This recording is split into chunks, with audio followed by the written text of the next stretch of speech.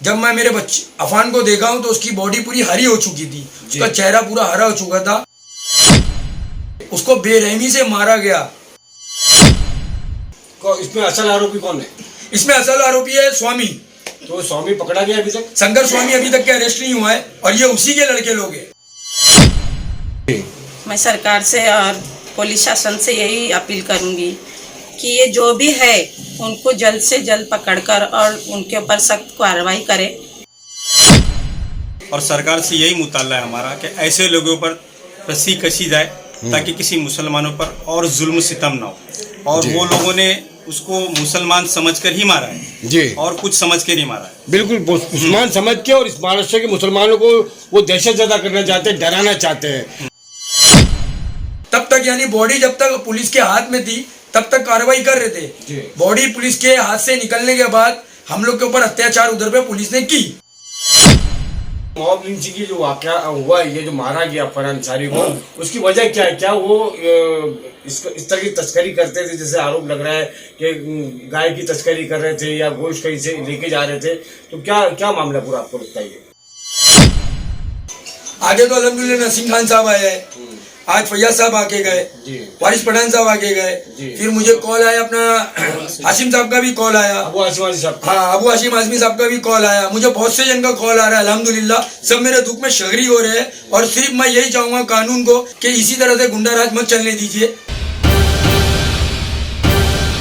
दोस्तों, हिंदुस्तान में लगातार हुजूमी तशद्दुद, मॉब लिंचिंग के वाकयात बढ़ते जा रहे हैं और हमने पिछले चंद सालों में देखा कि इस मुल्क के अंदर 100 से ज्यादा मुसलमानों और दलितों को मार दिया गया मॉब लिंचिंग के नाम पर, हुजूमी तशद्दुद के नाम पर। और आपने ये देखा कि हिंदुस्तान के दीगर सूबों में, जहां पर यूपी, बिहार, आसाम और उसके बाद में उड़ीसा और बहुत सारे ऐसे सूबों में जहां पर मॉब लिंचिंग लगातार जारी है इस मोदी सरकार के दौर में। और ये सिलसिला होते होते अब जो है महाराष्ट्र की सरहदों में घुस गया है और महाराष्ट्र के मुसलमानों को, दलितों को डराने और दहशत ज़्यादा करने का काम किया जा रहा है। इस सरकार में रहते हुए, जो शिंदे और फडणवीस की सरकार है, इससे पहले महाराष्ट्र में शिवसेना, कांग्रेस और एनसीपी की सरकार में, जहां पर सारे लोग अमन अमान के साथ में रहते आ रहे थे और जहां पर इस तरह के वाकयात नहीं हुए थे, क्योंकि इस सरकार के आने के बाद में जो महाराष्ट्र के हालात बदलते जा रहे हैं, जहां पर हिंदू सकल समाज के नाम से न जाने कितनी रैलियां की गई और यहाँ पर मुसलमानों के खिलाफ जहर उगला गया, उसी का ये एक तरह से हम समझते हैं असर है। और उसका जो दिखाई दे रहा है कि मॉब लिंचिंग के नाम पर कुर्ला का एक नौजवान, 32 साल का नौजवान अफान अंसारी को मॉब लिंचिंग में मार दिया गया नासिक के अंदर, जो कि संगमनेर का इलाका है। और आज हम उसी अफान अंसारी के घर में हैं, जहां पर उनके मामू, उनके रिश्तेदार, उनके अजीज और अकारीब यहाँ पर मौजूद हैं। आइए हम उनसे बात करते हैं। सबसे पहले मैं बात करना चाहूँगा अफान अंसारी के जो भाई है असगर साहब जो है, उनसे बात करेंगे, जो कि उस मौके वारदात पर पहुंचे थे, जहाँ वो नासिक जाकर जिन्होंने अफान अंसारी के उस जिस तरह से कत्ल किया गया उसकी लाश को लेकर आया, वहाँ क्या मामला हुआ, किस तरह के वाकयात हुए, उन्होंने क्या देखा, किस तरह का माहौल था, हम ये असगर अंसारी से जानना चाहेंगे। असगर अंसारी जी, आमना सामने मीडिया में आपका इस्तेमाल है। सबसे पहले तो मैं ये जानना चाहूँगा कि आपको ये इत्तला कैसे मिली जब इस तरह का अफान के साथ में जो हादसा पेश आया, जो वारदात पेश आई, आपको इसका किस तरह हुआ? मुझे 10 बजे कॉल आई, मैं अपने कारोबार में बिजी था, मेरे को कंटिन्यू कॉल आ रही थी, मैं किसी की कॉल नहीं उठाया। मेरे भाई की कॉल आई, जब मैंने मेरे भाई की कॉल उठाया उसके बाद वेटिंग में अननोन पर्सन की कॉल आई, मैं बोला उठाया तो उसने सीधा मुझे फ़ोन करके बोला कि आपका जो भांजा है अफान, वो मर चुका है। वो सुन के मेरे को एकदम मेरे पाँव के नीचे से जमीन हिल गई। मतलब किधर है हुआ? तो बोले ऐसा ऐसा वाकया हुआ सिन्नर में। अच्छा, तो मैं कुछ देखा, मेरे भाई लोग से इजाज़त लिया, मेरे भाई लोग से मैंने तफसील में बात की, तो मेरे भाई लोग ने बोले हम लोग भी चल रहे। तो मैंने मेरे भाई लोग को नहीं बोल के मैं मेरे दोस्तों के साथ मैं मौके वारदात पे पहुंचा, सिन्नर में पहुंचा। सिन्नर में SMPT हॉस्पिटल के अंदर मेरे वहाँ पहुंचने के बाद SMPT हॉस्पिटल के अंदर अफान की लाश को एम्बुलेंस में रख दिए गए थे। जब मैं मेरे बच्चे अफान को देखा हूँ तो उसकी बॉडी पूरी हरी हो चुकी थी, उसका चेहरा पूरा हरा हो चुका था। और एक बच्चा और है नासिर कुरैशी करके, नासिर गुलाम कुरैशी करके, वो भी अपना भतीजा ही लगता, अपने अजीज बड़े भाई के जैसा एक भाई, उनका बेटा है वो। अफान के साथ में उसका दोस्त भी था, उसको बेरहमी से मारा गया हॉस्पिटल में, SMBT हॉस्पिटल में। हमारे पहुंचने से पहले कुछ नहीं हुआ उधर। जब हम पहुंचे तो उधर उनका ट्रीटमेंट चालू किया। ट्रीटमेंट में बस बताए कि ऐसा ऐसा हुआ, ऐसा ऐसा हुआ। वहां से फिर हमारे को लेके गए, बॉडी को लेके गए नासिक सिविल हॉस्पिटल में। वहां पे अफवान का PM हुआ। जब तक PM चालू था तब तक पुलिस मेरे साथ में खड़ी थी। फिर मेरे को बॉडी लेके जाने की इजाजत दी है। मैं बॉडी लेके जैसे हिला तो जो नासिर के साथ में जो लड़के, जो उसके मामा थे, जो रिश्तेदार थे, उन लोग के ऊपर वहां पे पुलिस ने अत्याचार करी, उनके ऊपर लाठीचार्ज करी। तब तक यानी बॉडी जब तक पुलिस के हाथ में थी तब तक कार्रवाई कर रहे थे। बॉडी पुलिस के हाथ से निकलने के बाद हम लोग के ऊपर अत्याचार उधर पे पुलिस ने की। यानी वहाँ पर जो है अफवान की इस मौत पर जो आए थे वहाँ सपोर्ट के लिए या जिस तरह की मदद के लिए आए थे, उसको उन पे लाठीचार्ज भी किया गया। हाँ, SMBT हॉस्पिटल के अंदर चंद लड़के लोग ने उन लोग के ऊपर लाठीचार्ज करे और बोलते पुलिस ने करी। अच्छा। वहाँ पे मौके वारदात पे मैं मौजूद नहीं था। वहाँ पे अपना एक भाई था सईदा नाम करके, वो वहाँ पे मौजूद था। और भी लड़के थे, इमामू था, समीर था, और भी 5-6 लड़के लोग थे। और संगम निर्ले से भी कुछ भाई लोग अपनी मदद के लिए आए थे। अच्छा, ये बताइए कि अफवान अंसारी मौके वारदात पर उसकी जान निकल चुकी थी, वो रूह कब्ज हो चुकी थी, या अस्पताल के जाने के बाद में मौत हुई उसकी मौके वारदात पे ही रूह कब्ज हो चुकी थी। उसको उन लोग ने बेरहमी से मारे कि वो जगह पे ही मर गया था। अच्छा। और दूसरा जो लड़का था वो बेरहमी से जख्मी कर दिए थे उसको। अच्छा, आपने वहाँ पर जो मौके वारदात पर जो पुलिस होगी, वहाँ के आला अधिकारी होंगे पुलिस के, उनसे आपने क्या बात की? आला अधिकारी लोग ने मुझे बोले कि कानून आपके साथ में है, कानून आपकी सहयोग करेगा, कानून आपको पूरी तरह से मदद करेगा। कानून ने अभी तक के 48 से कितने 72 घंटे हो गए। 72 घंटे के अंदर मेरे सामने सिर्फ अभी तक के बताए कि 11 आरोपी अरेस्ट किए उन लोग ने। जी। 11 आरोपी में से 11 आरोपी की रिमांड कॉपी मेरे मोबाइल में है अभी। जी। लेकिन इंसाफ के लिए दरखास्त है बस। नहीं, आपको क्या लगता है कितने लोग थे वो जिन्होंने मारा है? इन लोग टोटल 26 लोग बताए जा रहे हैं। एक ऊपर स्मृति करके मार्क करके टोल नाका है, उधर पे इन लोग की गाड़ी को रुकाया गया। फिर दूसरी गाड़ी आई जिसमें इस लड़के लोग ने उस दूसरे लड़के को हाथ दिए। इन लोग ने उस जगह से दूसरी जगह पे लेके जाके इन लोग को रस्सी से बांध के मारे बच्चे लोग को। इनके मोबाइल और पूरे पैसे छीन लिए इन लोग ने, और वही मोबाइल छीन के और पैसे छीन के इन लोग ने जगह पे शराब और दारू पी रहे थे लोग। अच्छा, मॉब लिंचिंग की जो वाकया हुआ, ये जो मारा गया अफवान अंसारी को, उसकी वजह क्या है? क्या वो इस तरह की तस्करी करते थे, जैसे आरोप लग रहा है कि गाय की तस्करी कर रहे थे या गोश्त कहीं से लेके जा रहे थे, तो क्या मामला पूरा आपको बताइए? गोश्त तो गाड़ी में था, लेकिन गोश्त बफेलो का था। अच्छा। इन लोग ने उस बफेले के गोश्त को गौ मांस में तस्करी कर दी। अच्छा। सीधा बोल दिया गौ मांस। तो क्या ये इन गुंडों को या बजरंग दल के हो या कोई भी हो, क्या इनका काम है कानून को हाथ में लेना, या आप क्या कहना चाहेंगे कि ये काम जो है कानून का था? कि अगर कोई तस्करी कर भी रहा है, वैसे तो आपका कहना ये है कि वो तस्करी नहीं कर रहा था, वहां पर बफेलो का गोश्त था। अगर इत्तेफाक से किसी को शक है तस्करी का, तो इसके लिए सरकार है, कानून है, इस पर आप क्या कहना चाहेंगे? मैं यही कहना चाहूंगा कि उन लोग को कानून ने इतना अधिकार कैसे दे दिया, सरकार ने इतनी कैसी छूट दे के रखी है उन लोग को कि डायरेक्ट उन लोग किसी भी शख्स के, किसी की माँ के लाल को डायरेक्ट मार दे रहे। अच्छा। यानी कानून को कुछ समझ रहे नहीं। यानी सरकार का इन लोग को पूरी तरह से सपोर्ट है, पूरी तरह से इनको सरकार ने सपोर्ट दे के रखी है। मैं सिर्फ सरकार को ये पूछूंगा कि ये दूसरा वाक्य है वो हद में पहले करके लुकमान अंसारी करके उसको भी मौके वारदात पे जगह पे खत्म कर दिए। ये वही लड़के लोग हैं। इसमें असल आरोपी कौन है? इसमें असल आरोपी है स्वामी।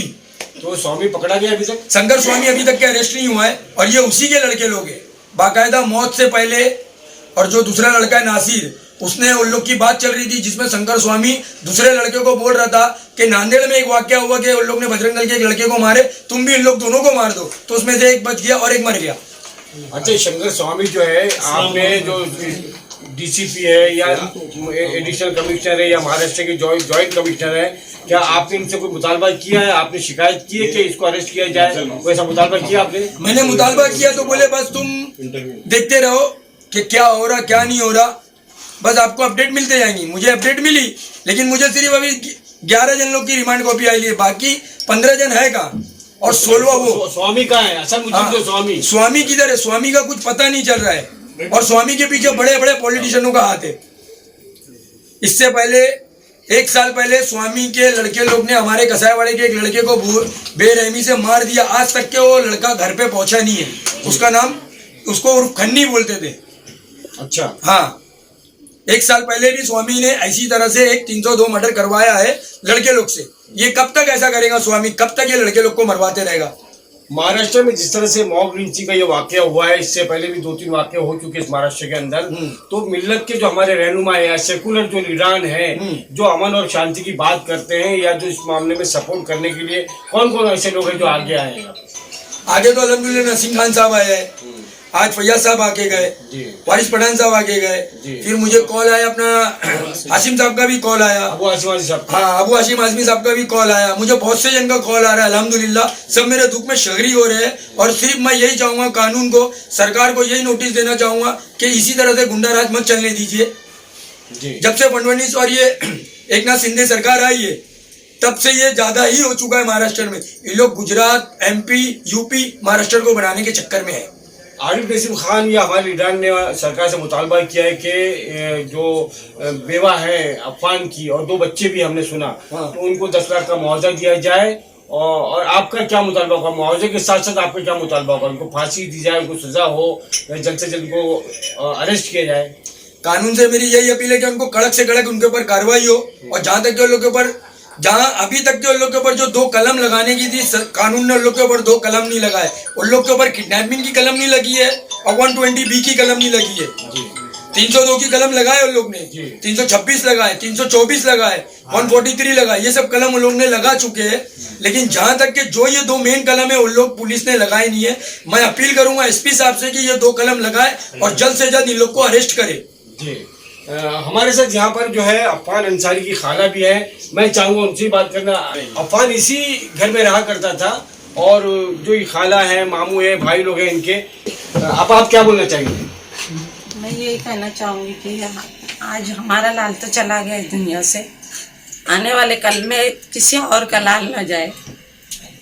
जी, मैं सरकार से और पुलिस शासन से यही अपील करूँगी कि ये जो भी है उनको जल्द से जल्द पकड़कर और उनके ऊपर सख्त कार्रवाई करे। और हमारा है जो लड़का ख़त्म हुआ है, उसके 2 मासूम बच्चे हैं। सरकार से यही कहूँगी कि उनका कुछ ना कुछ, कहीं ना कहीं थोड़ा बहुत उन बच्चों का भला करे। जी, बस हमें और कुछ नहीं, ताकि आने वाले कल में वो बच्चों का कुछ तो भला हो जाए, उनकी कुछ पढ़ाई हो जाए, वो पढ़ लिख कर कुछ अच्छी लड़कियां बन जाए। जी, लड़कियां, दोनों लड़कियां हैं जी, 2 बच्चियां हैं। ये खाला जो है, अफवान की खाला जो है, वो एक तरह से माँ के बराबर होती है। और इस वक्त जो है बड़ा जहनी तवाजुन उनका, मुझे ऐसा लग रहा है कि बड़ा जहनी तौर से वो परेशान नजर आ रही हैं। उन्होंने ये मुतालबा किया सरकार से कि जो अफवान की बेवा है और 2 मासूम बच्चियां हैं, उनको बहुत बेहतर मुआवजा दिया जाए कि उनकी आने वाली ज़िंदगी में कुछ उसका असर हो, तालीम हासिल कर सके। उनकी शादियां भी है, बहुत सारी ऐसे उनकी ज़िंदगी के बहुत सारी ज़रूरियात है जिसको पूरा करने की ज़रूरत है। और ये सरकार का काम है, सरकार की जिम्मेदारी बनती है। और साथ में इन लोगों ने ये भी मुतालबा किया है कि हमारा बच्चा तो चला गया, लेकिन इसके बाद में महाराष्ट्र में या इस मुल्क के अंदर कभी भी किसी का माँ का बेटा न जाए, किसी बहन का भाई न जाए, किसी बाप के किसी बच्चों के सर पे से उनका साया ना उठे। इस तरह का मुतालबा ये कर रहे हैं कि आने वाले वक्तों में जो ये दहशत फैला रहे हैं या जो ये जिस तरह के भी बजरंग दल के लोग हों, चाहे जिस संगठन के भी लोग हों, ये दहशतगर्दी जो कर रहे हैं इसको रोकने की ज़रूरत है। आइए हमारे साथ में एक और हम उनके मामू हैं जो हम उनसे बात करें। आप क्या कहना चाहेंगे?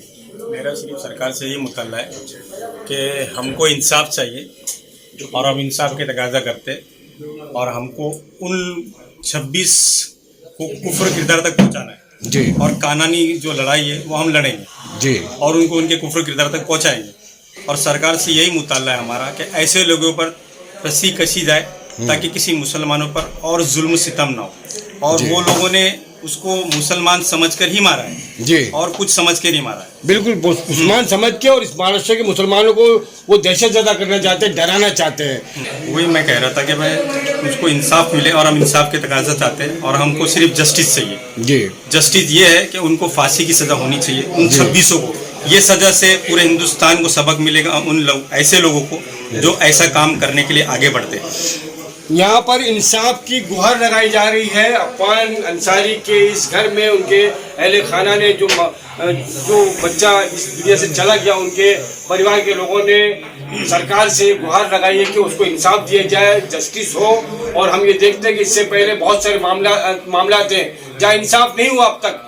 अभी चंद दिनों पहले इस मुल्क के वजीर आजम नरेंद्र मोदी जी अमेरिका जाते हैं, वहाँ कहते हैं कि मुसलमानों के साथ में या किसी भी कौम के साथ में भेदभाव नहीं हो रहा है, ना उनको निशाना बनाया जा रहा है। ये सबसे बड़ी मिसाल, ताज़ा मिसाल है। ऐसी बहुत सारी मिसालें दे सकते हैं कि इस हिंदुस्तान में बीजेपी आने के बाद में, मोदी जी के आने के बाद में और योगी के आने के बाद में और इस महाराष्ट्र में फडणवीस सरकार और शिंदे आने के बाद में मुसलमान को निशाना बनाया जा रहा है लगातार, जिसके खिलाफ बहुत सारी तंजीमें भी आवाज़ उठा रही है, बहुत सी पार्टियां भी आवाज़ उठा रही है। हम सरकार से यही कहेंगे कि इनको इंसाफ दिया जाए, इनको इंसाफ मिलना चाहिए।